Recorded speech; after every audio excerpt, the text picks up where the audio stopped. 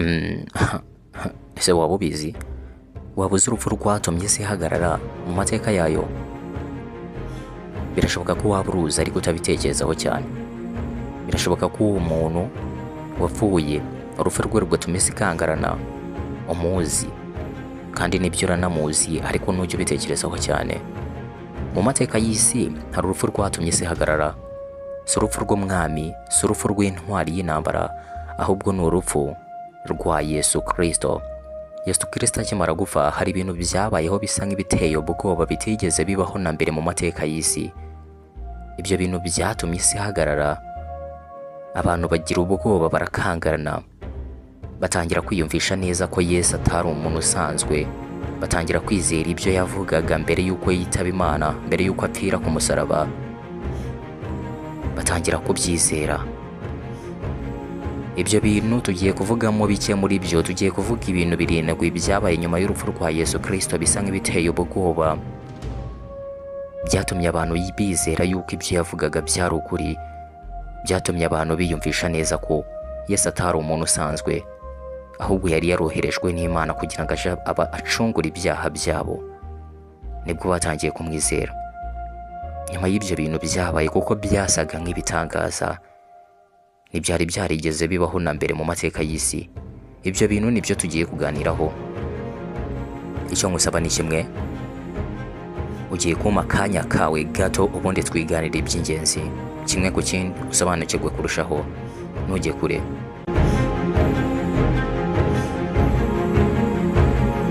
Nibyo, reka dutangire kugira ngo tutaza no gutinda. Icya mbere duhere kugira ubwira kabiri bwabaye budasanzwe. Bivuga ko habaye ubwira kabiri budasanzwe kuva ku isaha y'isaa sita kugera ku isaha y'isaa cyenda z'amanywa. Isaha y'isaa sita z'amanywa kugera ku isaha y'isaa cyenda z'amanywa. Ngo habaye ubwira kabiri budasanzwe nk'uko biri bitubwira hano muri Matayo 27:45. Handitswe ngo uhereye ku isaha ya gatandatu.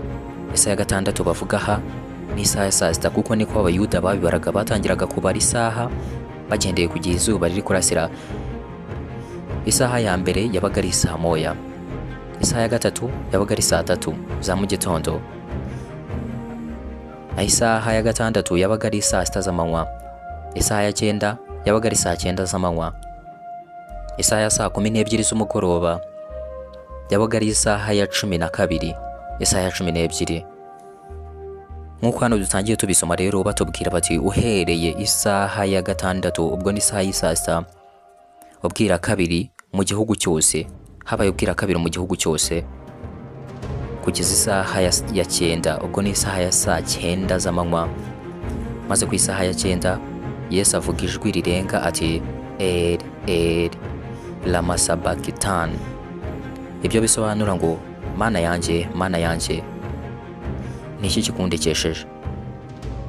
Ukomeze hepfo gato baratubwira bati bamwe mu bari aho batekereje yuko rwose yihamagariye ngo Eliya, kuko bumvagamo bo bagize ngo ari guhamagara Eliya, gusa we yarivugiraga ati Mana yanjye, Mana yanjye, ni iki kikundekesheje? Ibyo nawe wagenda ukabisoma ndetse ugakomeza no hepfo yaho. Ndavuga muri Matayo 27:45. Nushake nawe ugenda ubisome rwose wimenyere byinshi kurushaho. Icyo nicyo kintu cya mbere cyabaye, dore ko cyo cyanabaye rwose mbere gato yuko Yesu yitaba Imana. Bivugwa yuko kuri iyo saha ya cyenda ari nabwo Yesu yatanze, nk'uko biri igenda bitubwira. Ikintu cya kabiri cyabaye nyuma yuko Yesu apfa, nyuma yuko Yesu atanga umwenda ukingirije ahera watabutsemo kabiri. Iburi kubyumva ukumva bisanzwe, gusa abantu byabateye ubwoba ndetse cyari igitangaza kidasanzwe. Uwo mwenda ukingirije ahera ushobora kumva ukumva ari umwenda usanzwe, ariko ngo wari umwenda udasanzwe aho kera. Wari umwenda ukomeye, ukozwe mu ndodo, ukomeye cyane, uremereye. Wari umwenda ugizwe n'amabara atatu, yari umukara, umutuku ndetse n'umweru. Umwenda bivuga ko wari mu rusengero hagati, bivuga ko watandukanyaga ahera ndetse n'ahera cyane. Birumvikana watandukanyaga ahera ndetse n'ahera cyane. Birumvikana ko ndetse bivugwa ko uwo mwenda watandukanyaga abantu n'Imana, kandi bivugwa ko umuntu wajyaga inyuma y'uwo mwenda ari umuntu umwe gusa, kandi nabwo yajyagayo nyuma y'umwaka umwe. Birumvikana abantu bose bakusanyaga ibyifuzo byabo, hanyuma umunsi umwe mu mwaka akaba ari bwo ibyo byifuzo bigera aho ngaho hera cyane, ariho bavuga ko Imana yabaga iri. Ibyifuzo byose byarakuswanyaga bigakusanywa, ubundi nyuma y'umwaka bigaherezwa umuntu umwe, bivuga ko yabaga ari umukuru mu itorero, ubundi akabijyana. Ariko nyuma y'uko Yesu apfa, uwo mwenda watabutsemo kabiri kuva hejuru kugera hasi. Ibyo bivugwa yuko Imana ariyo yabyikoreye kugira ngo buri wese ajye yigirirayo ajyane icyifuzo cye, bitarenze ngo atume umuntu. Buri wese ufite icyifuzo agenda akibwirira Imana, bitabaye ngombwa ko undi ari we ujya kukivugira. Niyo mpamvu buri wese agomba gusenga kandi ijwi rye rikagera ku Mana nta kabuza. Icyo ni igitangazo cya kabiri cyabayeho, umwenda wera ukengereje ahera watabutsemo kabiri. Ibyo narinde kubwira wabisoma muri Matayo 27:51. Reka tujye ku cya gatatu. Ikintu cya gatatu cyabaye gisa nk'igitangaza kandi giteye ubwoba, ni umutingito ukomeye wabaye. Ubwo ko habaye umutingito udasanzwe rwose, habaye umutingito ukomeye cyane, isi yose irahungabana, amabuye arasatagurika bikomeye cyane. Abantu barakangaranye ku bw'ibyari biri kuba, kuko n'ibyari bisanzwe. Habaye umutingito, isi iratigita, amabuye arasatagurika, umutingito umara amazu ajya hasi, ibikorwa byose bijya hasi, ubundi isi iranyeganyega. Icyo ni cyo kintu cya gatatu cyabaye kidasanzwe, cyateye abantu ubwoba, cyasaga nk'igisangaza. Abantu batangira kuvuga bati, nyamara uyu muntu upfuye ntasanzwe, uyu muntu upfuye yaragatangaza, ese ubundi yari muntu ki? Abantu batangira kubitekerezaho cyane, nyamara mbere ntawe wabitekerezagaho. Ese byari ubwoba bwatumaga batekereza ibyo? Buryo ubwoba ni bubi pe. Reka twirebere icya kane. Ikintu cya kane cyabaye gisa nk'igiteye ubwoba kandi kidasanzwe, cyaje ari nk'igitangaza. Icya kane ni uburyo amabuye yasatagurikaga. Amabuye yarisatuye, abantu bagira ubwoba. Ibaze nawe kubona urutare ruri kwisatura nta kirusatuye. Abantu barabibonye bagira ubwoba, babona imbaraga z'Imana izo arizo. Ikintu cya gatanu, imva nyinshi zarafungutse, imva nyinshi zarakingutse, kandi imva zabaga zikikijwe n'urutare cyangwa amabuye manini cyane ariyo zifunze. Gusa ibyo bitare cyangwa ayo mabuye yarifunguraga, nta kiyakozeho, nta na kimwe rwose kigaragara ko cyasunitse iryo buye. Abantu niho bahereye bagira ubwoba, baravuga ati ibi byose ni urupfu rw'uyu mugabo. Baravuga bati uyu mugabo ntasanzwe. Bose bagira ubwoba kuko babonaga ibitangaza biri kuba, bakabona bidasanzwe.